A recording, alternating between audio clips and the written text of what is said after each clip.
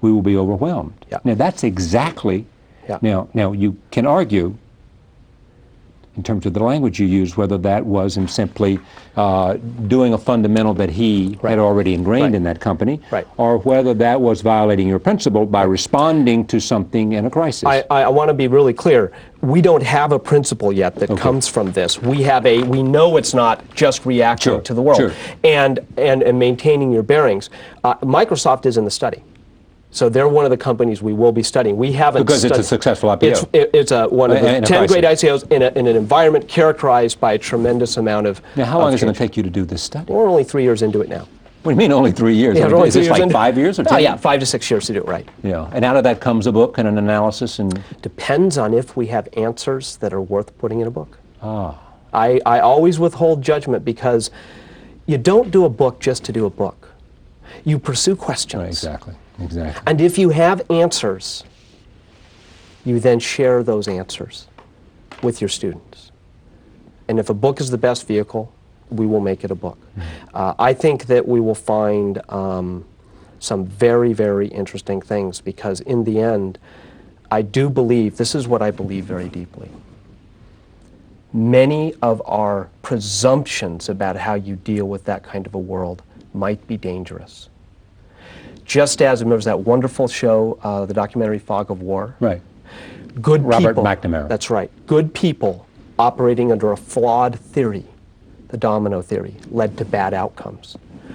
We believe that the theories might be wrong. We want to know what are the right theories. Theories and assumptions. That's correct. Yeah. Ya volvemos con más Jim Collins, a solas con Charlie Rose, en Management TV. I ask about knowing that there were 4, 5, 6 things that this administration and the British, UK administration, Tony Blair and others, accepted as assumptions about why they were going to war. Some people believe some of them, some people believe none of them, some people think they changed in midstream, whatever. But I always ask the people the following kinds of things, because if in fact everything had gone right, were those achievable objectives? Or was there something about the idea? No matter how good the execution, it would not have worked as well as they expected.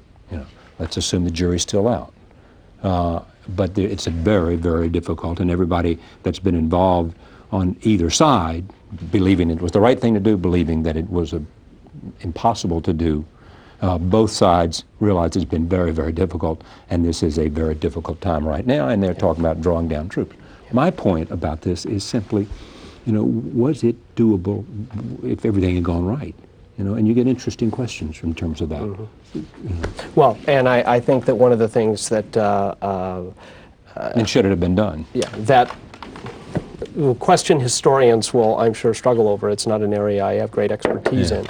But I do know that the best we've studied, they rarely change their fundamentals, but they always challenge their assumptions.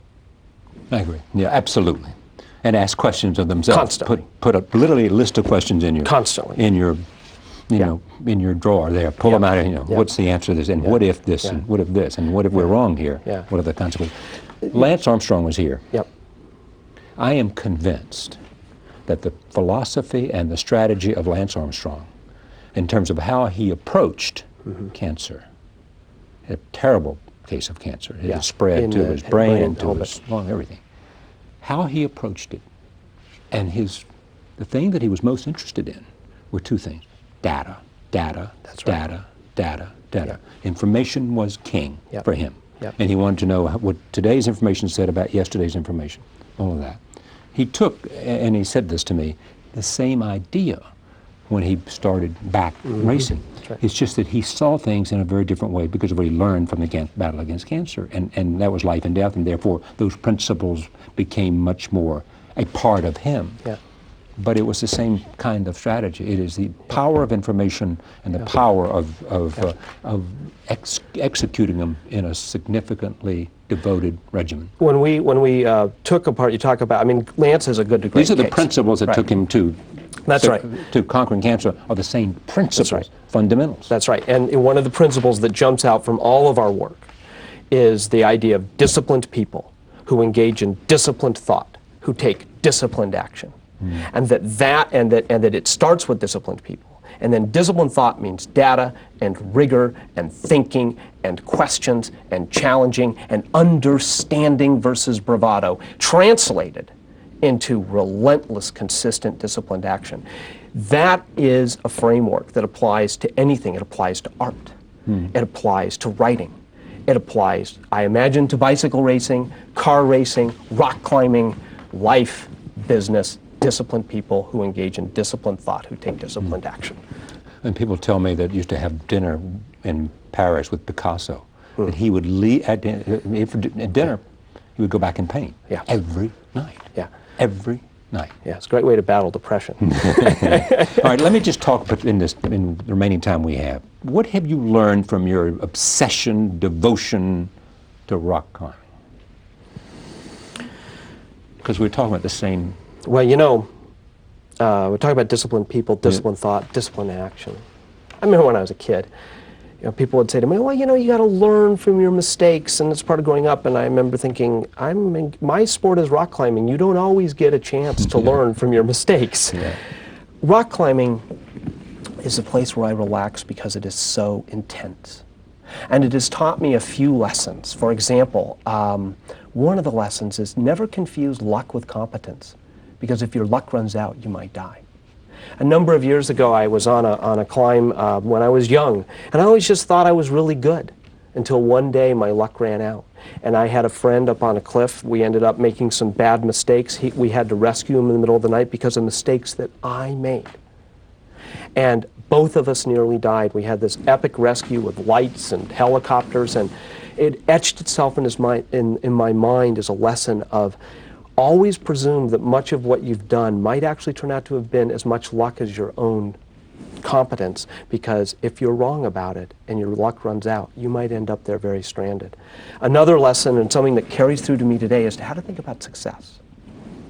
I like to think of the difference between failure and failure. As I get older, I can't climb the hardest climbs. So what's the battle? Battle's what's happened in here. And so there's this thing I've come up with called failure and failure. Here's the difference. If you look inside my Palm Pilot, you'll see a list of climbing success ratio, successes and failures. Right. But here's the interesting thing. When you look at the successes, only about half of them are getting to the top. Why is that? Because there's this thing in rock climbing called the onsite. Now there's the red point, which means you've been on the route before, you know it, you work it till you get it. You get one chance at an onsite. You go up on the climb, and if you fall off, the rope catches you, that's it, onsite's over, now it's red point forever. One chance at an onsite, but you don't know what the holds are going to be like. You don't know if that pocket you're looking at is going to be a good pocket or a bad pocket, if that hold up there's going to be slopey or in-cut.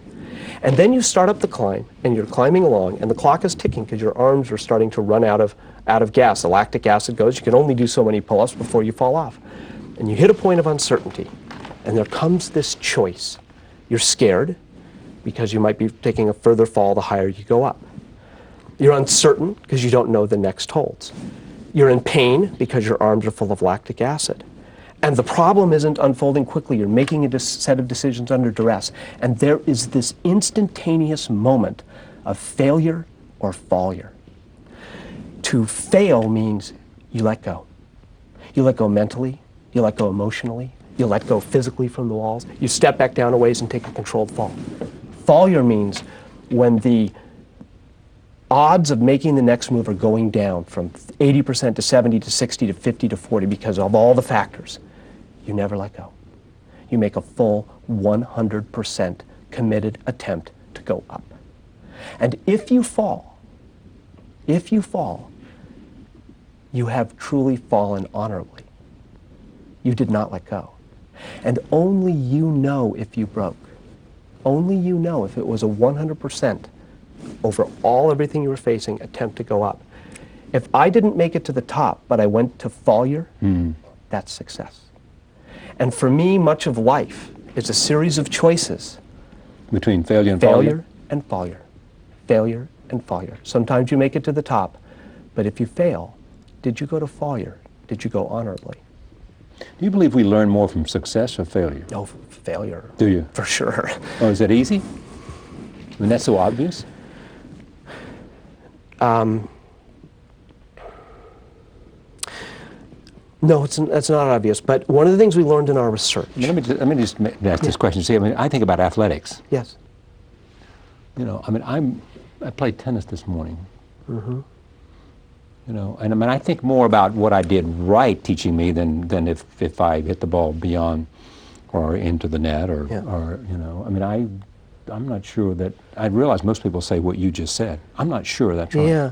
Well, I'm not sure let that me go to reaching out to do something and it being successful and then finding out what the pattern was that brought you that is as important as understanding why it didn't work, because you don't necessarily know why it didn't work. Let me answer this way. I can go to the data on this one.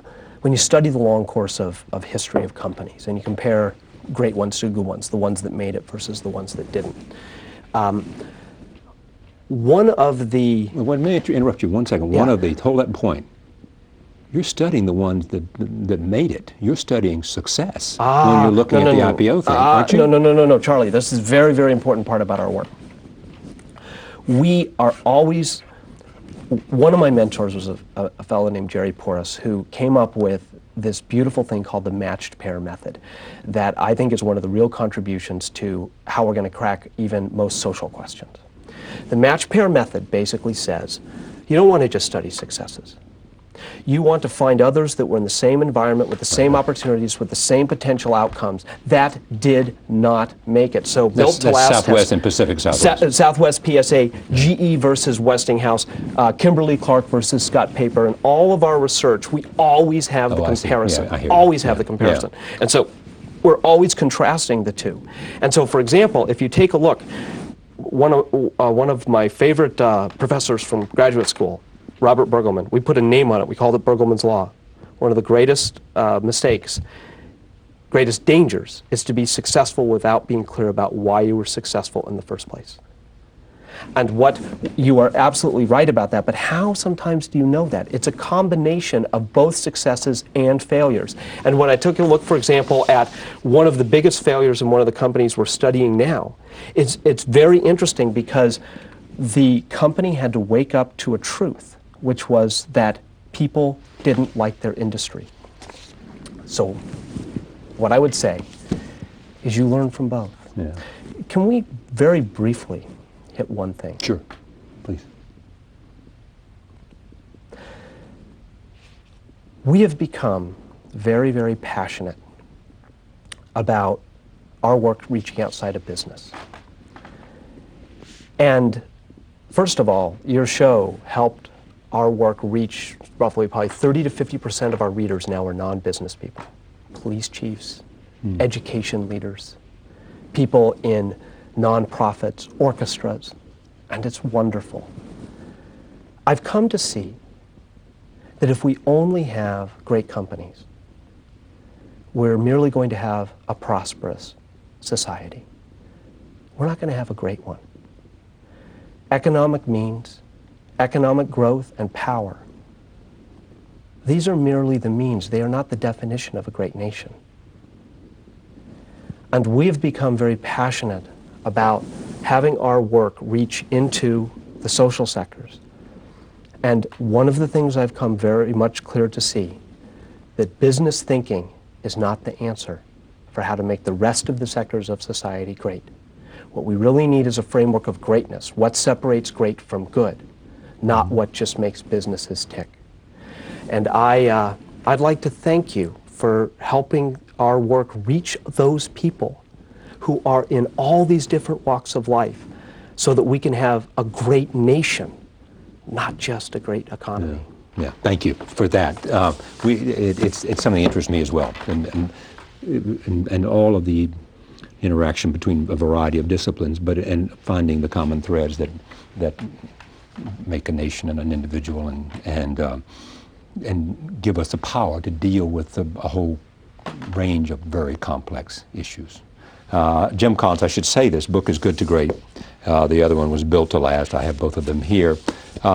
He provides provocative questions and then goes in search of the answers. Thank you. You're very welcome.